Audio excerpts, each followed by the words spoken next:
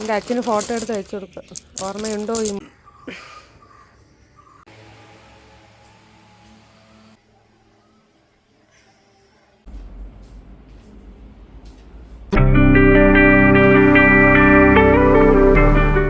Hello കുട്ടികളെ, welcome to my YouTube channel. It's me Ganga. എന്താണ് ഇവിടെ ക്ലീനിങ് ആണോ പരിപാടി എന്നായിരിക്കും നോക്കുന്നത്. ഈ നിൽക്കുന്നത് ഞാനല്ല കേട്ടോ, അമ്മയാണ്. ക്ലീനിങ് വിഷു ആവാറായില്ലേ, അതുകൊണ്ട് അതിനോടനുബന്ധിച്ചുള്ള കുറച്ച് ക്ലീനിങ് പരിപാടിയൊക്കെയാണ് കേട്ടോ. ഇവിടെ ഇത് 2ാമത്തെ നിലയാണ്. അപ്പോൾ ഒരു ദിവസം വൈകുന്നേരം ആയപ്പോഴത്തേക്കും ഞങ്ങളൊന്ന് ക്ലീൻ ചെയ്യാൻ വേണ്ടിയിട്ട് കയറിയതാണ് കേട്ടോ. വൈകുന്നേരം അല്ല, ഒരു ഉച്ചയൊക്കെ കഴിഞ്ഞപ്പോഴത്തേക്കും ക്ലീൻ ചെയ്യാൻ വേണ്ടി കയറിയതാണ്. ഞാനും അമ്മയും കൂടെയാണ് ക്ലീൻ ചെയ്യാൻ നിന്നത്. അപ്പോൾ എന്നെ നന്നായിട്ട് കടന്തൽ കടിച്ചു, 2-3 കടിച്ചു. അതോടുകൂടി ഞാൻ ആ കടന്തൽ മാറിയതിനു ശേഷം മാത്രമേ ഇറങ്ങിയിട്ടുള്ളൂ. വൃത്തിയാക്കിക്കൊണ്ടിരുന്നപ്പോഴാണ് കുറേ നാണയങ്ങൾ, പഴയ നാണയങ്ങൾ നമ്മളെ കണ്ണിൽ പെട്ടത്. അപ്പോഴാണ് അമ്മ പറയുന്നത്, ഇത് ചേട്ടൻ ഇങ്ങനെ സൂക്ഷിച്ചു വെച്ചിട്ടുണ്ടായിരുന്നു. ഗൾഫിലെ നാണയങ്ങളും ഇടയ്ക്കുണ്ട്, കൂടുതലും നാട്ടിലെ നാണയങ്ങളാണ് കേട്ടോ. 20 പൈസ, 10 പൈസ, അങ്ങനെ കുറേ ഉണ്ടായിരുന്നു. അപ്പോൾ എല്ലാം ഞാൻ എടുത്ത് വെച്ചിട്ടുണ്ട്. പിന്നീടൊരു ഷോർട്സ് വീഡിയോ ആയിട്ടോ ഇൻസ്റ്റയിൽ വീഡിയോ ആയിട്ടോ ഇടാൻ വേണ്ടിയിട്ട്. അതൊക്കെ ഒന്ന് വൃത്തിയാക്കിയതിന് ശേഷം ഞാൻ ഇടാൻ കേട്ടോ. ഇപ്പം ഈ ഒരു വീഡിയോ എഡിറ്റ് ചെയ്തപ്പോഴാണ് ഞാൻ ഇത് ഏട്ടന് അയച്ചു കൊടുത്തില്ലല്ലോ എന്ന് ഓർത്തത്. ഏട്ടന് ഇതൊക്കെ കാണുമ്പോൾ ഭയങ്കര നൊക്ലാജി ആയിരിക്കും, അതായത് നൊസ്റ്റാൾജി ആയിരിക്കും. പഴയ കാര്യങ്ങൾ എപ്പോഴും നമ്മൾ കാണുമ്പോൾ നമുക്ക് ഭയങ്കരമായിട്ടൊരു ഓർമ്മകളായിരിക്കും അല്ലേ. എന്നെ സംബന്ധിച്ചോളം അങ്ങനെയാണ്, എല്ലാവർക്കും അങ്ങനെയാണെന്നാണ് എൻ്റെ ഊഹം. അപ്പോൾ ഞാൻ ഇത് എണ്ണ അയച്ചു കൊടുത്തില്ല, എണ്ണ അയച്ചു കൊടുക്കാൻ വിട്ടുപോയി. പിന്നെ അമ്മ അവിടെ കടന്തലിനെയൊക്കെ ഓടിച്ചതിന് ശേഷം ഞാൻ പിന്നെ ബാക്കി ക്ലീനിങ്ങിന് ഇറങ്ങി. അമ്മ പിന്നെ താഴോട്ട് പോയി കേട്ടോ, അമ്മയും കുഞ്ഞും കൂടി. പിന്നെയും കടന്തൽ അവിടെ ഉണ്ടായിരുന്നു. എന്നെ 3-4 ഇടത്ത് കടിച്ചു, നല്ല വേദനയായിരുന്നു. പിന്നെ അപ്പോൾ തന്നെ ഞാൻ പോയി കടയിൽ പോയി ചുണ്ണാമ്പ് മേടിച്ചുകൊണ്ട് വന്നു, തേച്ചു. അപ്പോഴത്തേക്ക് അങ്ങ് ആ ഒരു മരവിപ്പോ ആ ഒരു വേദനയൊക്കെ അങ്ങ് മാറി. അതുവരെ നല്ല നല്ല കടി കിട്ടി കേട്ടോ, നല്ല പോലെ കയ്യിലും ഈ തുടയിലും ഒക്കെ ആയിട്ട് നല്ല രീതിയിൽ എനിക്ക് കടി കിട്ടിയായിരുന്നു. അതിനുശേഷം ഞാൻ ക്ലീനിങ്ങിന് ഇറങ്ങി. ഇവിടെ ഒരുപാട് വേസ്റ്റുകളുണ്ട് കേട്ടോ, കുറേ ആക്രികളും ഉണ്ട്. അപ്പം ഞങ്ങൾ വിചാരിച്ചത് എന്തോന്നാ, ഇതിപ്പോൾ ഇത്രയും സാധനങ്ങൾ പറക്കി ഒതുക്കി വെച്ചാൽ അത് അവിടെ തന്നെ അങ്ങനെ ഇരിക്കും. അപ്പോൾ കംപ്ലീറ്റ് സാധനങ്ങൾ മാറ്റാമെന്ന് വിചാരിച്ചു. എങ്ങോട്ടേക്ക് മാറ്റും ഇത്രയും സാധനങ്ങൾ? അപ്പോൾ കുറേ സാധനങ്ങൾ ആക്രിക്ക് കൊടുക്കാൻ പറ്റിയ വിധത്തിനോ കുറേ ഉണ്ടായിരുന്നു. അച്ഛൻ്റെ സാധനങ്ങളാണ് കൂടുതൽ കേട്ടോ. അച്ഛൻ ഈ എവിടെ എന്തൊരു കണ്ടാലും എടുത്തുകൊണ്ട് വരും. അപ്പോൾ അച്ഛൻ്റെ സാധനങ്ങളാണ് കൂടുതൽ. അപ്പോൾ ആക്രിക്ക് കൊടുക്കാമെന്ന് വിചാരിച്ചു. അങ്ങനെ അതെല്ലാം ക്ലീനാക്കി. താഴത്തെ ഏതാണ്ട് പോർഷൻസൊക്കെ ക്ലീനാണ്, അത്രയ്ക്ക് വലിയ വേസ്റ്റ് കാര്യങ്ങളൊന്നുമില്ല, കാരണം ഏകദേശമൊക്കെ നമ്മൾ ഈ ഇടയ്ക്ക് മാറ്റി. അപ്പം ഇനിയുള്ള പോർഷൻ എന്ന് പറയുന്നത് ഇവിടെയാണ് ഏറ്റവും കൂടുതൽ മോശമായിട്ട് കിടന്നത്. അപ്പോൾ ഞാൻ വിചാരിച്ചു ഇവിടെ നിന്ന് കുറേ സാധനങ്ങൾ എടുത്ത് മാറ്റണമെങ്കിൽ നമുക്ക് എന്തെങ്കിലും എടുത്ത് വയ്ക്കുകയോ അല്ലെങ്കിൽ തുണികൾ വിരിക്കാനുള്ള സൗകര്യമൊക്കെ ഉണ്ടാവുമെന്ന്. ഹലോ എൻ്റെ പൊന്നേ, നല്ല രാവിലെ 8ൻ്റെ പണിയൊക്കെ കിട്ടി. കയ്യിൽ കടന്തൽ കടിച്ചു, കയ്യിൽ, തുടയിൽ, പിന്നെ ഇവിടെയൊക്കെ. അതിന് ചുണ്ണാമ്പ് വാങ്ങിച്ചിട്ട് അവിടെ ക്ലീൻ ചെയ്യണതിൻ്റെ ഇടയിൽ കിട്ടിയ പണിയാണ്. പിന്നെ അമ്മ അത് ഫുള്ള് ഓട്ടിച്ച്, എന്നാലും അവിടെ ഉണ്ട് കടന്തലൊന്നുണ്ട്. അപ്പോൾ കുറേ ആക്രികളെല്ലാം പറക്കി വെച്ചിട്ടുണ്ട്. എന്തിനാണ് ഇത്രയും സ്ഥലം വേസ്റ്റ് ആക്കണേന്ന് വിചാരിച്ച് അത് മാറ്റാമെന്ന് കരുതിയതാണ്. ആക്രിക്കടയിൽ കൊണ്ട് കൊടുക്കാമെന്ന്. ഒരുപാട് വേസ്റ്റുകളുണ്ട് ഇവിടെ. ഏട്ടൻ്റെ അച്ഛന് ലോകത്തെ എന്തൊരു സാധനം കണ്ടാലും എടുത്തോണ്ട് വരും. അങ്ങനെയാണ് ഇഷ്ടംപോലെ സാധനങ്ങൾ ഇരിക്കുന്നത്. പിന്നെ പ്ലംബിംഗ് ആണ് പണ്ട് ചെയ്തുകൊണ്ടിരുന്നത്.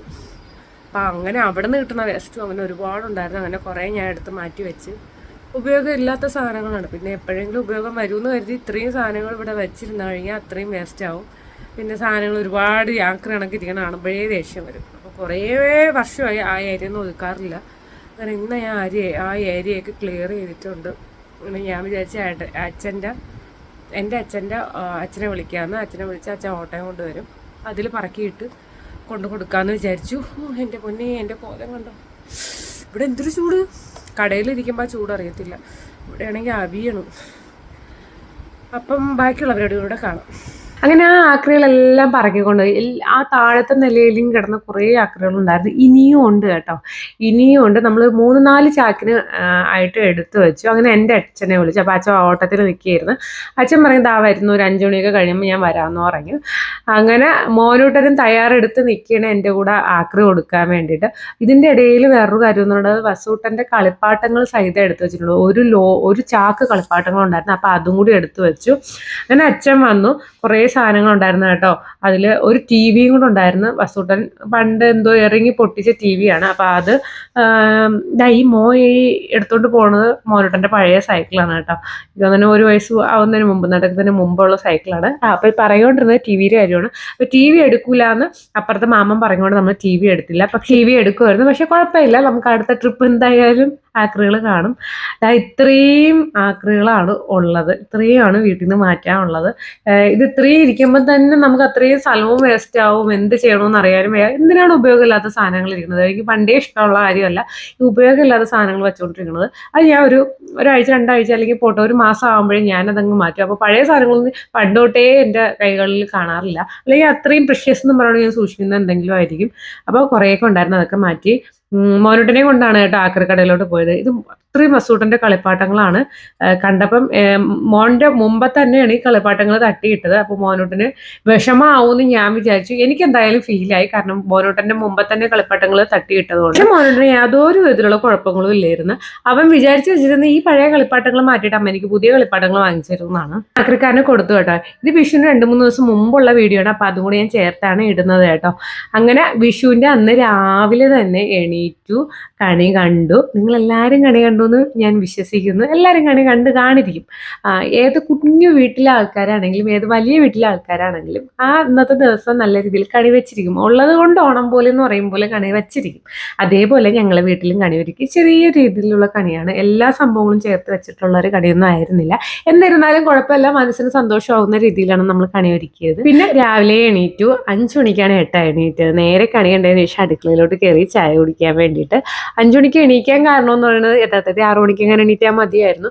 പക്ഷേ ധന്യ വിളിച്ചിരുന്നു, തലേ ദിവസം പറഞ്ഞു ഇങ്ങനെ 2 വർക്കുണ്ട്, ജസ്റ്റ് സാരി ഡ്രേപ്പിങ്ങും ടച്ചപ്പും ആയിട്ടാണ്. അപ്പം 2 വർക്കുണ്ട്, രാവിലെ വരണേടി എന്ന് പറഞ്ഞിട്ടുണ്ടായിരുന്നു. 6:30 എത്തണമെന്ന് പറഞ്ഞു.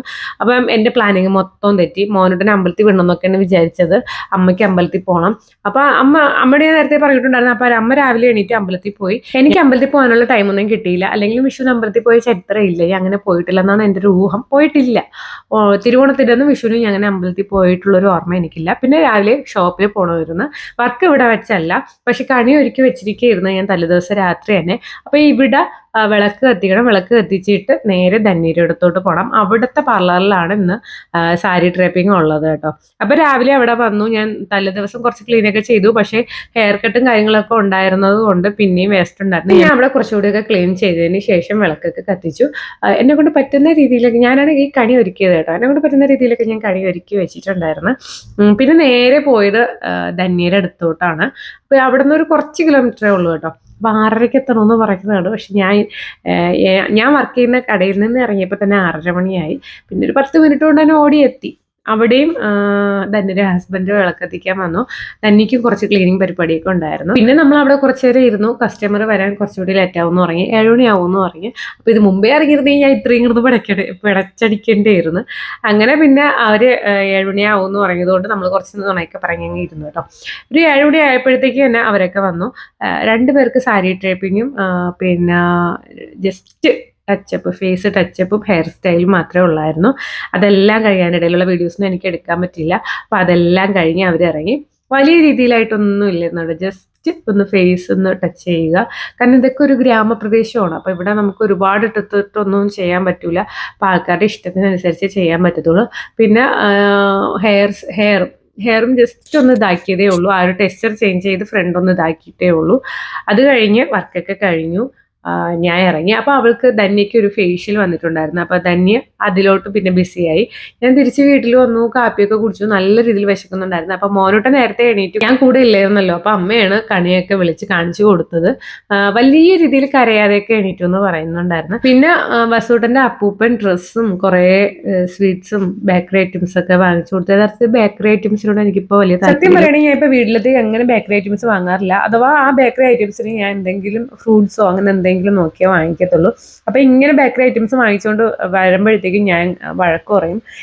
അല്ലെങ്കിൽ കിടന്ന ആലേക്ക് എന്തിനാണ് ഇങ്ങനെ ബേക്കറി ഐറ്റംസ് വാങ്ങുന്നത്, അത് അത്ര ഹെൽത്തിന് നല്ലതല്ല, ചുമ്മാ ഓയിലി ഫുഡ് കൊടുക്കുന്നതെന്ന് പറഞ്ഞ് ഞാൻ സത്യം പറഞ്ഞ വഴക്ക് പറയാറുണ്ട്. അത് കഴിഞ്ഞു മോനുട്ടൻ്റെ അപ്പൂപ്പൻ, ഇന്നെല്ലാ അപ്പൂപ്പന്മാരും വന്നു കേട്ടോ.